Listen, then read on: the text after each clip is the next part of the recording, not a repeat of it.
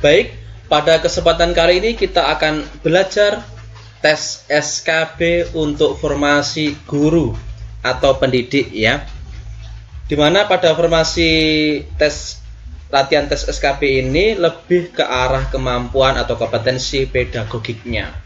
Langsung kita masuk di soal yang pertama. Seorang guru harus mampu memanfaatkan media pembelajaran dan sumber belajar untuk mencapai tujuan pembelajaran yang utuh.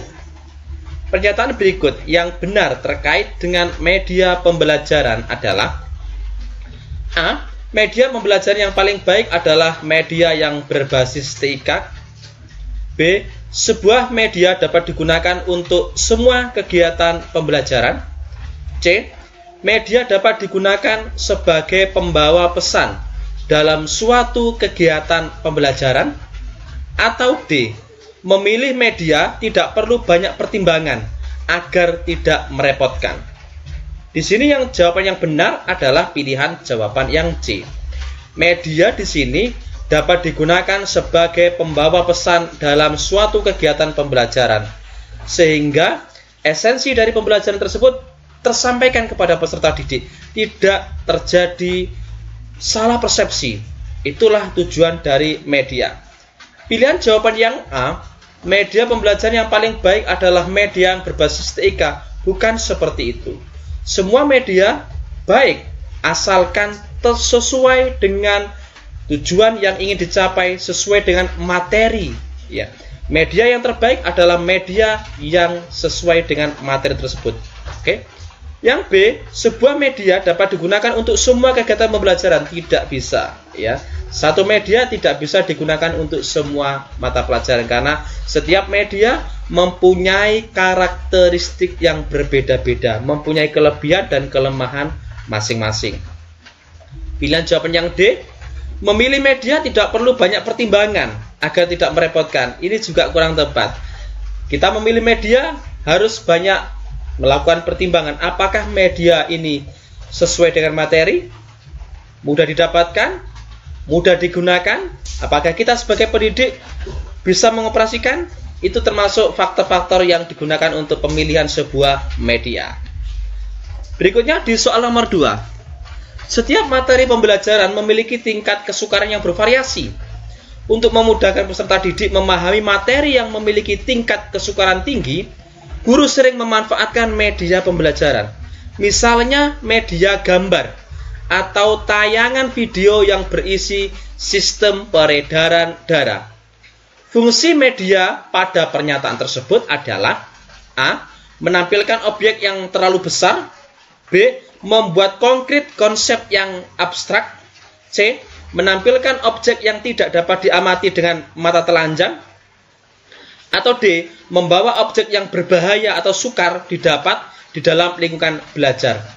Kita perhatikan di sini di soal, ini adalah kita membuat atau memakai media gambar atau tayangan video yang berisi tentang sistem peredaran darah. Berdasarkan uraian tersebut, fungsi media pada pernyataan tersebut adalah membuat konkret konsep yang abstrak. Peredaran darah di sini bagi anak ya merupakan sesuatu yang abstrak ya. Maka harus bisa dilihat, bisa dibuat sebagai sebuah konsep yang nyata dengan kehadiran sebuah media, sehingga tidak terjadi miskonsepsi atau salah konsep ya. Yang A menampilkan objek yang terlalu besar. Di sini fungsi media misalnya adalah tentang pelajaran tentang gunung. Itu bisa kita gunakan dengan gambar atau video tentang sebuah gunung. Karena kalau kita tidak bisa membuat objek yang terlalu besar seperti gunung tersebut, ya kan? Membawa objek yang berbahaya atau sukar, misalnya tentang herbivora, karnivora. Hewan-hewan karnivora tidak mungkin kita datangkan, tapi bisa kita gunakan media gambarnya atau melalui tayangan videonya. Seperti itu ya. Di soal nomor 3, media memiliki fungsi dan manfaat bagi pembelajaran. Hal ini dirasakan juga oleh guru dalam membantu pembelajaran menjadi lebih efisien dan efektif. Misalnya, saat guru ingin menjelaskan suatu konsep objek yang luas dan besar, dia tinggal menggunakan medianya saja. Berikut ini adalah salah satu fungsi dari media pembelajaran yang sesuai dengan kondisi tersebut. A. Menampilkan objek yang terlalu besar, misalnya pasar, candi. B. Membawa objek yang berbahaya atau sukar didapat di dalam lingkungan belajar. C. Membuat konsep-konsep yang abstrak, misalnya untuk menjelaskan peredaran darah. Atau D. Menampilkan objek yang tidak dapat diamati dengan mata telanjang. Oke. Yang dideskripsikan di soal di sini adalah media di sini berfungsi untuk membantu pembelajaran kan harus lebih efektif dan efisien. Contohnya adalah menjelaskan suatu konsep objek yang luas dan besar. Oke, kata kuncinya adalah konsep yang luas dan besar. Sehingga di sini fungsi media ini adalah menampilkan objek yang terlalu besar. Misalkan pasar, misalkan candi. Tadi yang saya bahas di soal nomor 2. Misalkan gunung, lautan, itu kan tidak bisa. Harus diwakili dengan datangnya atau hadirnya sebuah media pembelajaran. Itulah pentingnya media pembelajaran dalam dunia pendidikan. Berikutnya di soal nomor 3 ya, di nomor 4 ini ya. Untuk soal nomor 4, Bu Rosa menyiapkan materi pelajaran dengan cara dimulai dari materi-materi yang dikenal siswa, kemudian menuju hal-hal baru dan dianggap lebih mendalam. Bentuk pengembangan materi yang disusun Bu Rosa mengikuti pola A. Kausal, B. Spiral, C. Kronologis, atau D. Inquiry.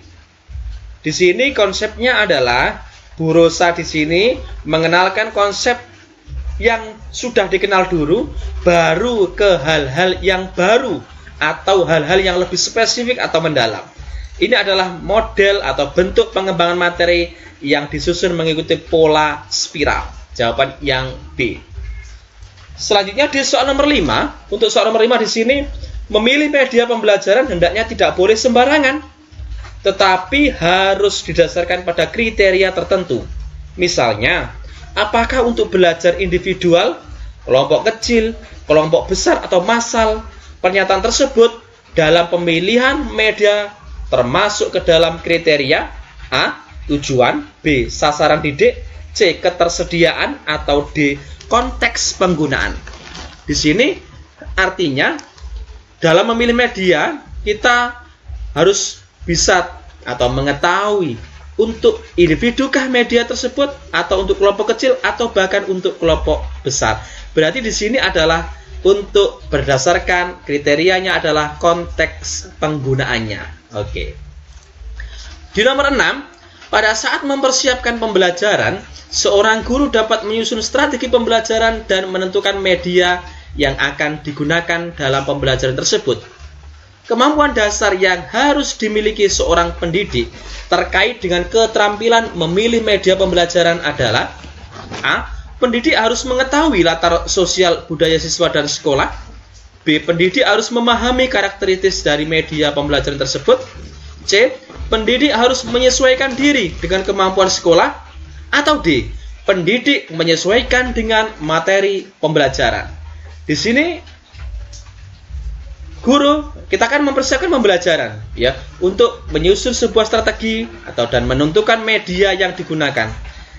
Kemampuan dasar yang harus dimiliki seorang pendidik terkait dengan keterampilan memilih media adalah pendidik harus memahami karakteristik dari media pembelajaran tersebut. Jawaban yang B. Selanjutnya di soal berikutnya nomor 7 ya.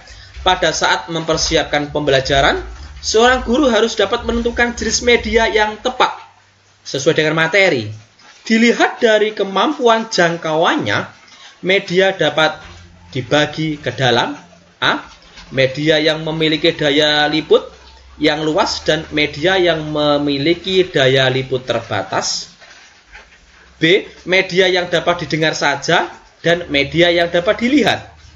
C. Media tradisional dan media berbasis TIK. Atau D. Media 2 dimensi dan media 3 dimensi. Oke, di sini kita harus menentukan jenis media yang tepat sesuai dengan materinya. Dilihat dari kemampuan jangkauannya. Kata kuncinya adalah dilihat dari kemampuan jangkauannya. Media dapat dibagi menjadi media yang memiliki daya jangkau yang luas dan memiliki daya jangkau atau liput yang terbatas. Jawaban yang A. Selanjutnya di soal nomor 8, di ruang media tersedia berbagai macam media yang sudah berdebu dan agak usang. Sebagai seorang pendidik yang kreatif, sebaiknya dapat memanfaatkan media dan memilih media mana yang akan digunakan. Dia memilih beberapa pertimbangan dalam hal ini.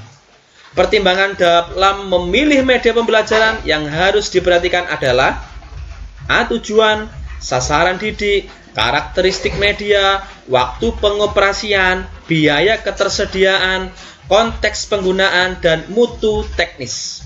B. Sasaran didik, karakteristik media, waktu mengoperasikan, tujuan, visi misi sekolah, dan konteks penggunaan. Atau C. Tujuan, sasaran didik, karakteristik media, visi sekolah, dan konteks penggunaan. Atau yang D. Kultur sekolah, tujuan, waktu pengoperasian, dan karakteristik media. Di sini yang ditanyakan adalah bagaimanakah pertimbangan kita sebagai seorang pendidik dalam memilih media pembelajaran? Yaitu yang A tentunya, kita harus memperhatikan tujuan. Kemudian sasaran didiknya, cocok nggak media ini? Kemudian karakteristik media yang akan digunakan. Waktunya, apakah sesuai? Kemudian biayanya, apakah masih mudah diterjangkau? Ketersediaan, konteks penggunaan, kemudian mutu teknisnya. Jadi 8 jelas adalah pilihan jawaban yang A.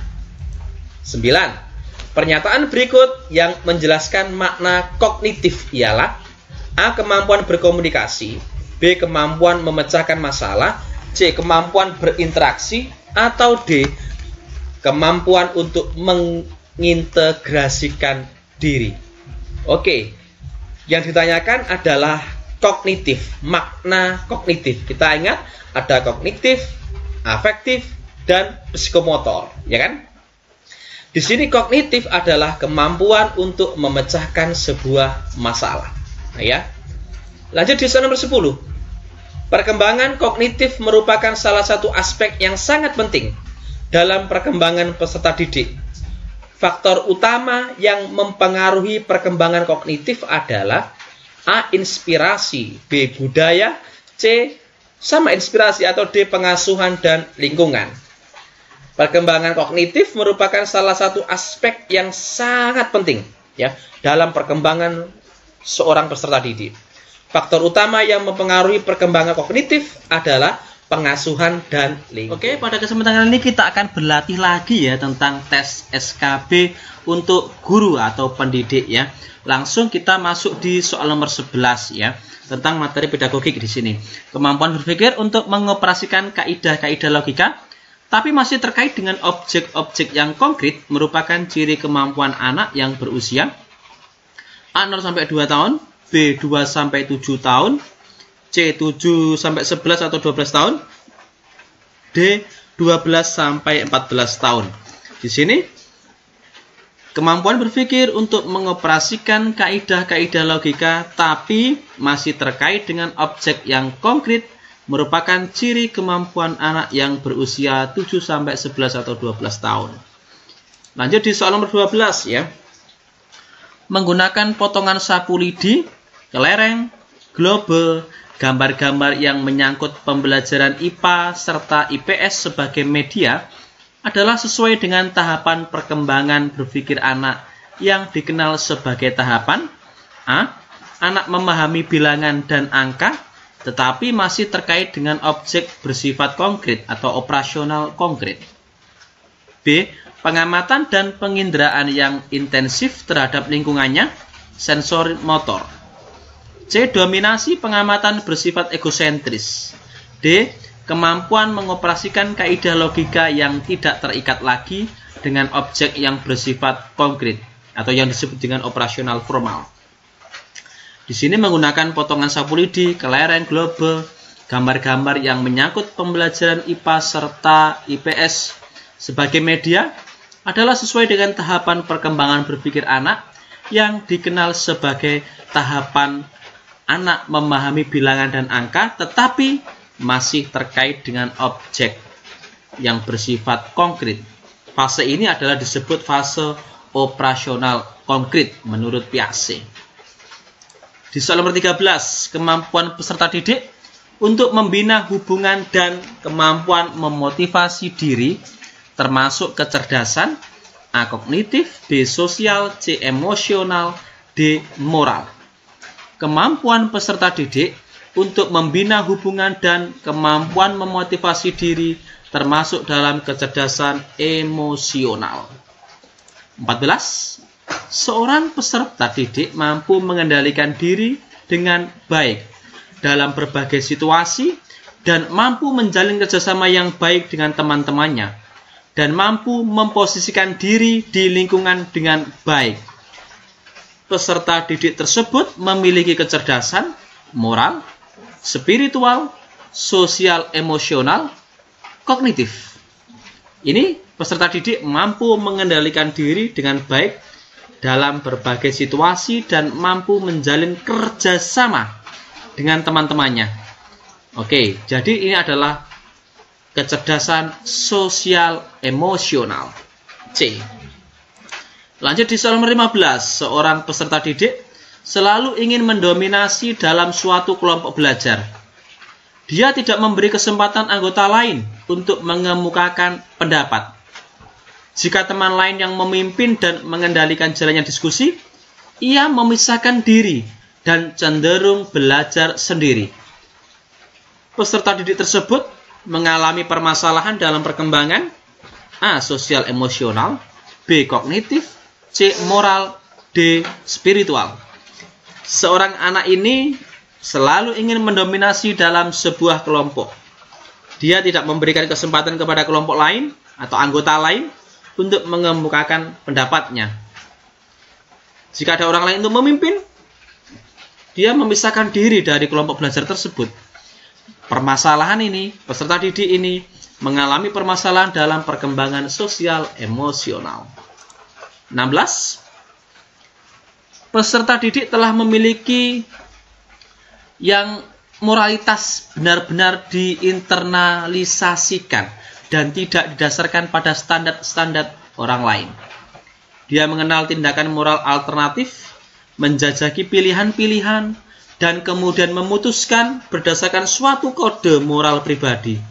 Hal ini merupakan contoh perilaku moral spiritual pada tahapan A. Penalaran pasca konvensional, B. Penalaran konvensional, C. Penalaran prakonvensional, D. Penalaran interkonvensional. Di sini peserta disebut telah tidak dapat atau telah diinternalisasi, memiliki moralitas yang benar-benar diinternalisasikan dan tidak didasarkan pada standar-standar orang lain. Dia mengenal tindakan moral alternatif, menjajaki pilihan-pilihan. Kemudian dia bisa memutuskan berdasarkan suatu kode moral pribadinya. Ini adalah tahapan penalaran pasca konvensional. 17. Individu memandang apa yang diharapkan oleh keluarga, kelompok, masyarakat, dan bangsa, serta setia mendukung aturan sosial bukan hanya untuk ketenangan, tetapi disadari sebagai sesuatu yang berharga. Pernyataan tersebut merupakan tahapan perkembangan moral A. Prakonvensional, B. Konvensional, C. Pasca konvensional, atau D. Interkonvensional. Tahapan seperti ini adalah termasuk tahapan perkembangan moral pasca konvensional. Lanjut di soal nomor 18 ya. Memaksimalkan kegiatan ekstrakurikuler, melakukan rekreasi dengan guru, dan melakukan kegiatan informal lainnya memiliki fungsi untuk mengatasi kesulitan belajar dalam hal A. Mengemukakan gagasan, B. Mengaktualisasikan diri, C. Penciptaan hubungan yang baik, atau D. Memformulasikan tindakan. Kita maksimalkan kegiatan ekstra, adanya rekreasi dengan guru, melakukan kegiatan-kegiatan informal untuk mengatasi semua kegiatan ini untuk mengatasi kesulitan belajar dalam hal penciptaan hubungan yang baik antara guru dan peserta didik. 19. Tindakan yang paling tepat dilakukan pada saat siswa mengalami kesulitan memahami pelajaran yang sedang diajarkan adalah A. Mengulang kembali bahan yang diajarkan. B. Memberikan tugas agar siswa mempelajari bahan yang belum dipahami. C. Memberikan buku sumber untuk dipelajari siswa. Atau D. Membantu siswa yang mengalami kesulitan. Perhatikan pertanyaannya. Tindakan yang paling tepat. Oke. Yang dilakukan saat siswa mengalami kesulitan memahami pelajaran. Yang harus dilakukan oleh seorang guru adalah membantu setiap siswa yang mengalami kesulitan tersebut. A sampai C benar, cuma yang paling tepat adalah pilihan jawaban yang D. 20. Seorang peserta didik mampu mendengarkan informasi yang disampaikan oleh guru, tetapi pada saat ditanya, ia tidak mengerti apa yang ia dengar. Peserta didik tersebut mengalami kesulitan atau gangguan belajar dalam hal A. Kesulitan akademis, B. Gangguan simbolik, C. Gangguan non-simbolik, atau D. Gangguan sosial.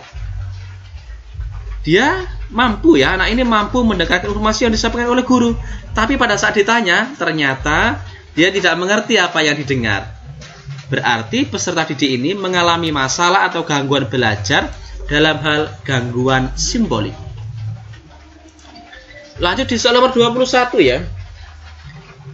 Perbedaan antara konseling dan wawancara terletak pada maksud dan tujuannya. Tujuan konseling adalah A. Membantu siswa agar dapat memecahkan masalah pribadinya.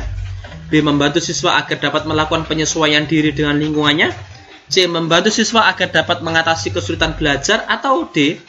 Membantu siswa agar memperoleh informasi tertentu.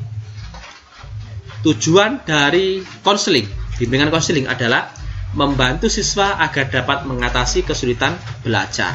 Oke. 22.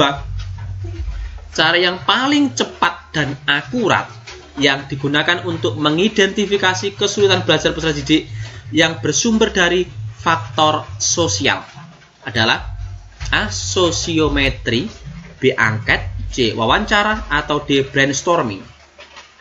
Cara yang paling cepat dan akurat yang digunakan untuk mengidentifikasi kesulitan belajar peserta didik yang bersumber dari faktor sosial adalah sosiometri. 23. Bila Anda sebagai guru menemukan peserta didik yang mengalami kesulitan memahami materi pelajaran yang diberikan, tindakan apa yang akan Anda lakukan? A. Memindahkan tempat duduk peserta didik ke meja yang paling depan. B. Mengulangi penjelasan bahan ajar kepada seluruh peserta didik. C. Memberikan bantuan belajar kepada peserta didik yang bersangkutan. Atau D. Menugaskan seluruh peserta didik membaca buku sumber. Tindakan yang harus kita lakukan apabila kita menemukan peserta didik yang mengalami kesulitan memahami materi pelajaran yang kita berikan adalah memberikan bantuan belajar kepada peserta didik yang bersangkutan. Pilihan jawaban yang C. 24. Peserta didik banyak meluangkan waktu untuk bermain dengan teman-temannya. Dia rela menghabiskan waktunya untuk teman daripada untuk belajar. Ketika hasil tes dibagikan, peserta didik mendapatkan nilai yang kurang memuaskan. Berusaha menyadarkan siswa, hal tersebut merupakan penyadaran kesulitan belajar yang bersumber dari faktor keluarga, sosial, kondisi fisik, atau intelektual. Anak yang suka meluangkan waktu untuk bermain dengan teman-temannya daripada untuk belajar ya. Yang ini adalah penyadaran kesulitan belajar yang bersumber dari faktor sosial. Pilihan jawaban yang B. Berikutnya nomor 25 ya. Teori ini memandang belajar sebagai hasil dari pembentukan hubungan antara rangsangan dari luar atau stimulus dan balasan dari siswa yang disebut dengan respon yang dapat diamati. Semakin sering hubungan antara rangsangan dan balasan, stimulus respon, maka akan semakin kuatlah hubungan keduanya. Law of exercise. Teori belajar yang dimaksud adalah behaviorisme, humanistik, cybernetik, atau konstruktivisme. Ini adalah teori stimulus respon. rangsangan dari luar, kemudian balasan dari siswa. Ini adalah teori behavioristik atau behaviorisme. 26. Di dalam proses pembelajaran, para siswa dihadapkan dengan situasi di mana ia bebas untuk mengumpulkan data, membuat dugaan atau hipotesis, mencoba-coba trial and error, mencari dan menemukan keteraturan atau pola, mengeneralisasikan atau menyusun rumus beserta bentuk umumnya. Membuktikan benar tidaknya dugaan, hal ini merupakan penerapan teori belajar A. Sibernetik, B. Humanistik, C. Behaviorisme, atau D. Konstruktivisme. Ini adalah proses pembelajaran seperti ini merupakan penerapan teori belajar konstruktivisme. Pilihan jawaban yang D. 27. Menurut teori ini, peranan guru dalam pembelajaran adalah sebagai fasilitator, motivator, dan memberikan kesadaran mengenai makna kehidupan para siswa. Teori belajar ini berusaha memahami perilaku belajar dari sudut pandang pelakunya, bukan dari sudut pandang pengamatnya. Teori belajar ini adalah humanistik, konstruktivisme, kognitivisme, atau nativisme. Di sini guru kan hanya sebagai fasilitator, motivator, artinya memberikan makna tentang kehidupan pada siswa. Ini adalah teori belajar humanistik. Lanjut 28 ya. Pada masa kini, siswa dituntut untuk dapat belajar setiap saat dan bisa terjadi dimanapun. Hal ini terjadi karena kemajuan teknologi yang memungkinkan belajar jarak jauh dalam jaringan atau online. Pernyataan di atas sejalan dengan teori belajar A. Sibernetik, B. Konstruktivisme, C. Behaviorisme, atau D. Kognitivisme. Oke, belajar dilakukan di mana saja dan kapan saja. Karena sekarang kita memungkinkan belajar dalam jarak jauh, dalam jaringan atau online. Pernyataan ini sesuai dengan konsep dari teori belajar sibernetik. Ya. 29. Pendapat yang menyatakan bahwa pengetahuan atau pengalaman yang baru dapat terkait dengan pengetahuan lama yang sudah ada di dalam struktur kognitif seseorang adalah teori belajar A. Behaviorisme, B. Konstruktivisme, C. Kognitivisme, atau D. Sibernetik. Pendapat yang menyatakan bahwa pengetahuan atau pengalaman baru dapat terkait dengan pengetahuan yang lama adalah kognitivisme.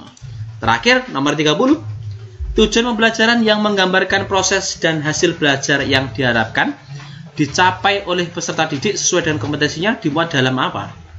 Tujuan pembelajarannya A. Silabus, B. RPP, C. Silabus dan RPP, atau D. SKL, standar kompetensi lulusan.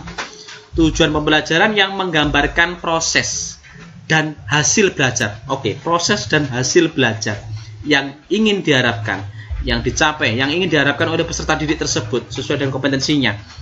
Hal itu dimuat dalam RPP, Rencana Pelaksanaan Pembelajaran. Ada tujuannya, kemudian ada prosesnya, kemudian ada evaluasinya, ada hasil belajarnya. Lengkap dalam. Oke, pada kesempatan kali ini kita akan belajar latihan tes TKB untuk semua formasi guru ya atau pendidik. Mengapa? Karena pada materi kali ini yang kita bahas adalah kompetensi pedagogik, di mana kompetensi pedagogik di sini berlaku untuk semua jenis formasi tenaga pendidik atau guru. Langsung saja kita masuk ke soal yang pertama karena di sini pembahasannya lengkap, jadi untuk bahan belajar juga. Di soal yang pertama, paham yang berkonsentrasi pada studi tentang tingkah laku yang dapat diamati dan diukur serta menjelaskan bahwa pikiran merupakan kotak hitam yang tidak dapat diamati merupakan teori belajar dalam aliran A. Behaviorisme, B. Kognitivisme, C. Konstruktivisme, D. Humanisme, atau E. Inquiry. Kata kunci dari soal yang pertama di sini adalah bahwasanya membahas tentang tingkah laku yang bisa diamati dan bisa diukur. Menyatakan bahwasanya pikiran merupakan kotak hitam. Ini kalau kita bahas satu persatu dari pilihan jawaban yang A, behaviorisme. Pada paham behaviorisme ini, studinya tentang tingkah laku yang dapat diukur dan diamati. Teori belajar behaviorisme menjelaskan bahwa pikiran merupakan kotak hitam yang tidak dapat diamati. Sesuai dengan soal yang pertama, jawabannya A. Tapi karena ini untuk belajar, maka pilihan jawaban yang lain juga akan kita bahas. Bagaimana dengan pilihan jawaban yang B? Aliran kognitivisme. Pandangan pada aliran kognitivisme di sini adalah belajar adalah perubahan persepsi dan pemahaman. Asumsi dasar teori ini adalah setiap orang telah mempunyai pengalaman dan pengetahuan dalam dirinya masing-masing. Kemudian yang C, aliran konstruktivisme di sini didasarkan pada pernyataan bahwa kita semua konstruktif, artinya membangun pengetahuan kita sendiri. Jadi peserta didik membangun pengetahuan sendiri dari lingkungan untuk memperoleh pengalaman dan skema. Teori belajar pada aliran ini berusaha memahami perilaku belajar dari sudut pandang pelakunya, bukan dari sudut pandang pengamatnya. Jadi ini adalah pilihan jawaban yang A, ya. Lanjut kita di soal berikutnya nomor 2, ya. Di soal nomor 2, teori yang menyatakan bahwa dalam proses pembelajaran siswa yang harus mendapatkan penekanan karena merekalah yang harus aktif mengembangkan pengetahuan mereka, bukan pengajar atau orang lain. Mereka yang harus bertanggung jawab terhadap hasil belajarnya. Mereka di sini adalah peserta didik atau siswa. Ini adalah teorinya behaviorisme, kognitivisme, konstruktivisme, humanisme, atau inquiry. Kita akan bahas sama tadi di soal yang pertama, teori konstruktivisme. Ini adalah didasarkan pada pernyataan bahwa kita semua membangun pengetahuan kita sendiri dari lingkungan untuk memperoleh pengalaman dan skema. Konstruktivisme di sini berfokus pada penyiapan siswa pada penyelesaian masalah. Kemudian, menurut teori ini, bahwa dalam proses pembelajaran, siswa harus dapat penekanan, karena merekalah yang harus aktif mengembangkan pengetahuan mereka, bukan pengajar atau orang lain. Siswalah atau peserta didiklah yang harus bertanggung jawab terhadap hasil belajarnya. Ini adalah teori aliran belajar konstruktivisme. Konstruktif artinya membangun pengetahuannya sendiri. Lanjut kita di soal nomor 3, ya. Di soal nomor 3 juga sama tentang teori belajar. Teori belajar yang memandang bahwa belajar adalah usaha untuk memanusiakan manusia. Proses belajar dianggap berhasil jika si pelajar memahami lingkungannya dan dirinya sendiri. Teori ini adalah teori belajar A, behaviorisme, B, kognitivisme, C, konstruktivisme, D, humanisme, atau E, inquiry. Oke, di sini adalah belajar adalah proses memanusiakan manusia. Memanusiakan manusia adalah kata kunci adalah humanis. Kita ingat, humanisme di sini adalah memandang bahwa belajar adalah usaha untuk memanusiakan manusia. Proses belajar di sini dianggap berhasil jika si pelajar memahami lingkungannya dan dirinya sendiri. Siswa dalam proses belajarnya harus berusaha agar lambat laun ia mampu mencapai aktualisasi diri dengan sebaik-baiknya. Jadi, kalau di soal nomor 3 di sini jelas kata kuncinya adalah belajar untuk memanusiakan manusia. Manusia adalah humanis. Jadi ini adalah aliran humanisme. Pilihan jawaban yang D. Berikutnya di soal nomor 4. Hampir sama di sini teori belajar. Kita ingat di bangku kuliah bahwasanya banyak para ahli yang berpendapat tentang proses belajar. Di soal nomor 4 di sini adalah tokoh yang berpendapat bahwa proses berpikir manusia sebagai suatu perkembangan yang bertahap dan berpikir intelektual konkret ke abstrak yang berurutan melalui 4 periode. Ini mudah ini. Proses berpikirnya dari konkret ke abstrak. Ada tambahannya, berurutan melalui 4 periode. Tokoh siapa yang berpendapat seperti ini? A. Vygotsky, B. Brunner, C. Piaget, D. Skinner, atau E. Pavlov. Oke, kita akan bahas di sini. Kata kunci di sini adalah berpikir dari konkret menuju abstrak. Ini termasuk pandangan aliran kognitivisme. Salah satu tokoh yang berpendapat seperti itu adalah Piaget. Jean Piaget berpendapat bahwa proses berpikir manusia sebagai suatu perkembangan yang bertahap dari berpikir intelektual konkret ke abstrak yang berurutan melalui 4 periode.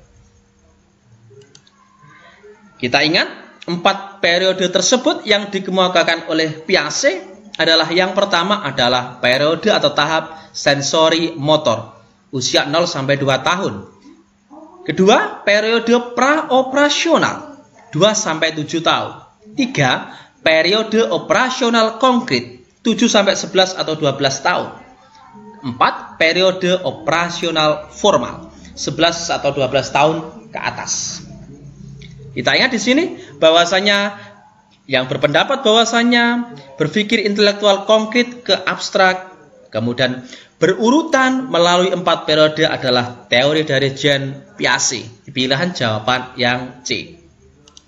Selanjutnya di soal nomor 5, Ivan Pavlov. Ini juga adalah tokoh yang berpendapat tentang teori belajar. Yang terkenal dengan teori classical conditioning atau pengkondisian klasik. Ivan Pavlov menjelaskan teori pengkondisian klasik menjadi 4 proses dengan fase berurutan, yaitu urutan seperti apa? Pilihan jawabannya A sampai dengan E. Kita akan berikan penjelasan di sini bersama klub matematika.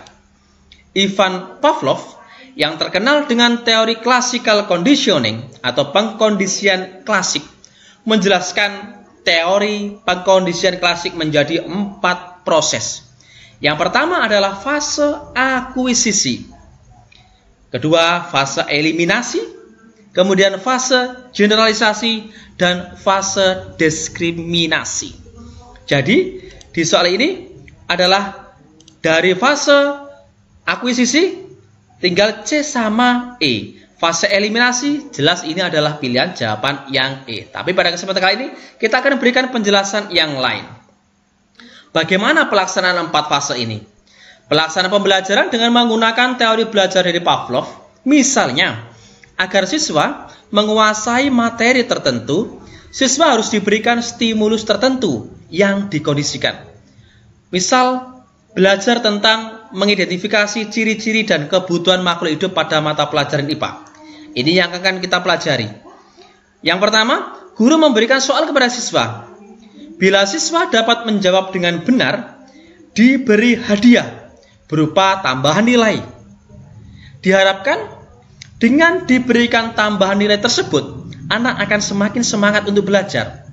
Sehingga belajar dapat menjadi kebiasaan. Jika telah menjadi kebiasaan, walaupun pada akhirnya tidak diberikan hadiah lagi, siswa tetap semangat untuk belajar. Jadi di soal nomor 5 jawabannya benar adalah pilihan jawaban yang E. Cukup mudah sekali ya, karena klub matematika adalah tempat belajar yang mudah dan menyenangkan. Selanjutnya kita masuk di soal nomor 6. Teori koneksionisme menurut Thorndike menyatakan bahwa A. Unsur terpenting dalam belajar adalah penguatan. B. Belajar merupakan peristiwa terbentuknya asosiasi antara peristiwa yang disebut dengan stimulus dengan respon. C. Orang dapat mempelajari tindakan-tindakan baru hanya dengan mengamati bagaimana orang lain melakukannya. D. Proses berpikir manusia sebagai suatu perkembangan yang bertahap dari berpikir intelektual konkret ke abstrak. E. Belajar ialah memahami konsep-konsep dan struktur-struktur yang terdapat dalam materi yang dipelajari. Teori koneksionisme. Kita akan berikan penjelasan. Di pilihan jawaban yang A, unsur terpenting dalam belajar adalah penguatan. Ini adalah teori pengkondisian operan yang dikemukakan oleh Skinner. Kemudian pilihan jawaban yang C, Orang dapat mempelajari tindakan-tindakan baru hanya dengan mengamati bagaimana orang lain melakukannya. Ini adalah teori kognitif sosial yang dikemukakan oleh Bandura. Sementara yang pilihan jawaban yang D adalah pembahasan di soal yang terdahulu. Proses berpikir manusia sebagai suatu perkembangan yang bertahap dari intelektual konkret ke abstrak. Ini adalah teori perkembangan kognitif yang dikemukakan oleh Piaget.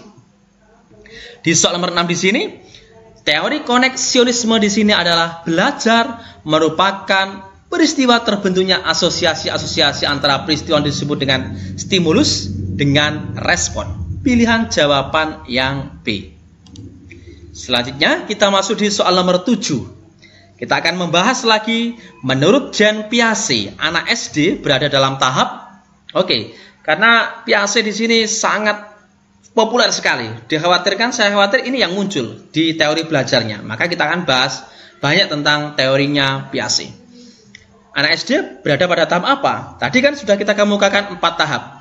A. Sensori motor, B. Pra-operasional, C. Operasional konkret, D. Operasio formal, atau E. Pra-operasional formal.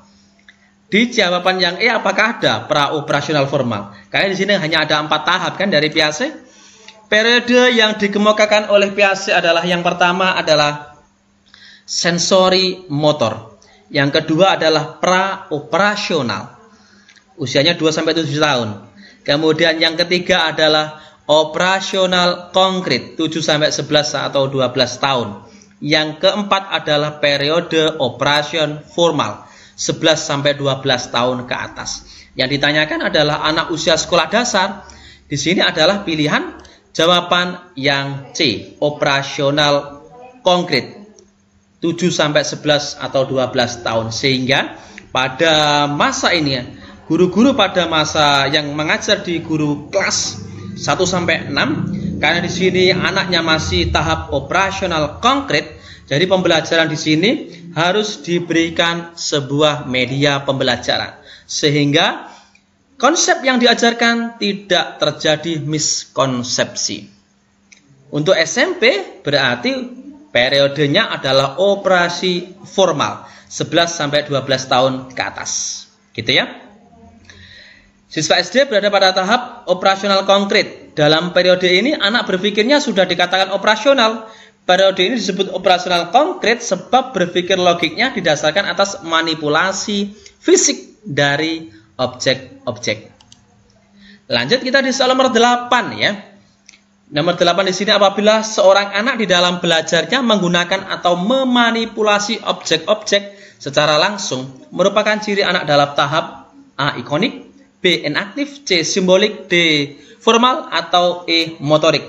Ini kalau kita ingat di sini adalah teorinya dari Brunner ya. Teori Brunner di sini mengatakan atau menggambarkan anak-anak berkembang melalui hanya 3 tahap mental. Adalah ikonik, enaktif, dan simbolik. D dan E nggak ada. Teori Brunner. Formal dan motorik nggak ada. Itu adalah jawaban yang salah. Jadi kalau teman-teman memilih antara A sampai dengan C. Tapi kita akan jelaskan satu persatu. Ikonik, enaktif, dan simbolik itu seperti apa. Yang pertama adalah enaktif. Enaktif di sini adalah tahap anak-anak di mana dalam belajarnya menggunakan atau memanipulasi objek-objek secara langsung. Sesuai dengan soal nomor 8. Jawabannya pasti enaktif, pilihan jawaban yang B. Tapi yang lain bagaimana? Ikonik seperti apa? Simbolik seperti apa? Kita akan bahas di sini. Ikonik di sini adalah tahap yang menyatakan bahwa kegiatan anak-anak mulai menyangkut mental yang merupakan gambaran dari objek-objek. Artinya dalam tahap ini, anak sudah dapat memanipulasi dengan menggunakan gambaran dari objek. Kemudian yang simbolik, tahap ini menurut Brunner merupakan tahap memanipulasi simbol-simbol secara langsung dan tidak lagi ada kaitannya dengan objek-objek. Jika teman-teman masih bingung nanti di ikonik, enaktif, dan simbolik, akan saya simpulkan di setelah soal nomor 10 nanti. Penyimpulnya seperti apa? Saya jamin pasti memahami perkembangan apa perbedaan antara ikonik, enaktif, dan simbolik. Ya. Lanjut kita di soal nomor 9 ya. Guru membawa benda konkret berupa 3 buah jeruk. Kemudian guru menunjukkan lagi 2 buah jeruk. Oke, yang pertama 3 jeruk, menunjukkan lagi 2 jeruk. Siswa dan guru bersama-sama menghitung buah jeruk. sehingga ada 5 buah jeruk. Contoh di atas merupakan tahap perkembangan mental, yaitu tahap ikonik, enaktif, simbolik, formal, dan motorik. Ingat, formal dan motorik tidak ada di tahap ini. Yang ada hanya ikonik, enaktif, dan simbolik. Penjelasannya seperti tadi, karena di sini buah berarti enaktif, siswa memanipulasi objek secara langsung. Contohnya seperti itu. Menunjukkan 3 jeruk, kemudian menunjukkan lagi 2 jeruk, kemudian dihitung bersama-sama. Ini artinya kan 3 tambah 2, 5 gitu ya. Jawabannya jadi pilihan jawaban yang B ya. Nomor 10. Di soal nomor 10, guru menyajikan gambar jeruk di papan tulis agar siswa memiliki gambaran dari objek seperti gambar di bawah ini. Gambarnya ada jeruk 3 tambah 2 sama dengan jeruk 5 gitu kan. Menurut Brunner, contoh di atas merupakan termasuk tahap apa? Ikonik, enaktif, simbolik, formal, atau motorik. Ini adalah ikonik tentunya ya. Oke, seperti janji saya, kita akan berikan kesimpulan ya. Bagaimana ikonik, enaktif, dan simbolik itu. Di sini. Enaktif di sini adalah siswa memanipulasi objek secara langsung. Artinya, guru membawa benda konkretnya. 3 buah jeruk, kemudian menunjukkan lagi 2 buah jeruk. Sehingga siswa dan guru sama-sama menghitung buah jeruknya. Sehingga disimpulkan menjadi 5 buah jeruk. Itu adalah tahap enaktif. Kemudian kalau tahap ikonik di sini, jeruknya diganti, tidak jeruk lagi. Tapi hanya ditunjukkan gambar jeruknya. Guru menyajikan gambar jeruk di papan tulis. Agar siswa memiliki gambaran dari objek. Contohnya digambarkan 3 jeruk ditambah 2 jeruk. Gambar. Sehingga akan ada gambar 5 jeruk. Itu tahap ikonik. Sedangkan tahap simbolik disimbolkan. 3 jeruk berarti disimbolkan dengan angka 3. Disimbolkan dengan bilangan di papan tulis. Ditambah 2 jeruk disimbolkan dengan bilangan 2. Sehingga dapat disimpulkan 3 tambah 2 sama dengan 5. Enaktif adalah benda nyatanya, benda konkret. Ikonik itu adalah sebuah gambar yang mewakili benda nyata. Sementara simbolik adalah hanya bilangan saja. Oke, bagi teman-teman yang menunggu latihan soal tentang SKB, khususnya untuk formasi guru atau mendidik ya, kita akan berikan kali ini. Langsung kita masuk ke soal 31. Di soal sebelumnya sudah ada di video ya, 1-30 di video sebelumnya ya. Ini adalah kelanjutannya, yaitu nomor 31 sampai dengan soal nomor 50 ya. Komponen RPP terdiri dari pilihan jawabannya A sampai dengan E. Perbedaannya di sini kalau kita perhatikan, di semua pilihan ada identitas ya. Ada identitas, kemudian ada kompetensi inti, kemudian kompetensi dasar, indikator, tujuan pembelajaran, materi, metode, media, sumber belajar, langkah-langkah pembelajaran, evaluasi gitu ya. Kita coba di sini komponen RPP itu terdiri atas dari ada identitas ya, nama lembaga, kemudian ada kompetensi inti ya, KI, kompetensi dasar KD, indikator, kemudian tujuan pembelajaran yang ingin dicapai, kemudian materinya apa, metode yang digunakan, kemudian media pembelajarannya seperti apa, kemudian sumber belajarnya, langkah-langkah pembelajarannya, yang terakhir adalah evaluasi atau penilaian. Jadi di soal nomor 31 di sini jawabannya adalah pilihan jawaban yang A. Oke, lanjut di soal berikutnya nomor 32. Silabus dan RPP sama-sama sebagai rencana proses pembelajaran. Perbedaannya adalah sebagai berikut.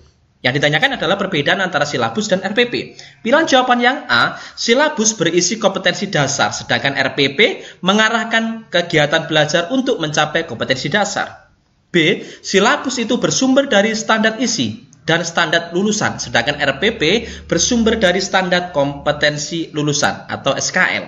Yang C, RPP dibuat oleh setiap guru, sedangkan silabus dibuat oleh tim guru. D, RPP dan silabus keduanya disusun oleh setiap satuan pendidikan. Yang ditanyakan di sini adalah silabus dan RPP adalah sama-sama sebagai rencana proses pembelajaran. Perbedaannya, yang D bukan perbedaan berarti persamaan. Jadi yang D otomatis salah, tinggal pilihan jawaban A sampai C. Yang merupakan perbedaan dari silabus dan RPP adalah silabus di sini berisi KD, sedangkan RPP di sini mengarahkan kepada kegiatan pembelajaran untuk mencapai kompetensi dasar tersebut. Jadi RPP ini langkah-langkah yang harus kita lakukan agar tujuan pembelajaran kompetensi dasar yang diharapkan bisa tercapai. Lanjut kita di soal berikutnya nomor 33.